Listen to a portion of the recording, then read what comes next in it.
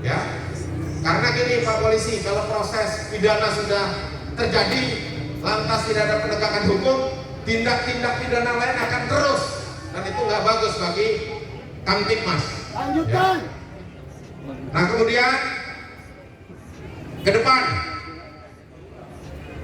DPP akan raker di 1 minggu 2 minggu ini, insya Allah kita akan raker. Kita akan memutuskan program-program kita. Ya, saya berharap tingkat DPD, DPC, DPRT, Subran, ayo melakukan konsolidasi. Terus melakukan konsolidasi.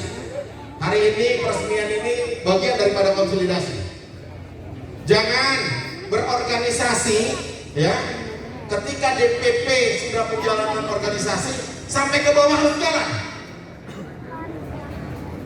Sampai ke bawah harus jalan. Karena apa? Karena organisasi esensinya adalah berbakti untuk bangsa dan bermanfaat untuk masyarakat. Itu esensi berorganisasi. Jadi teman-teman kalau berorganisasi jangan berpikir untuk kepentingan sendiri. Kalau udah berpikir untuk kepentingan sendiri, lantas kepentingannya tidak bisa dicapai, biasanya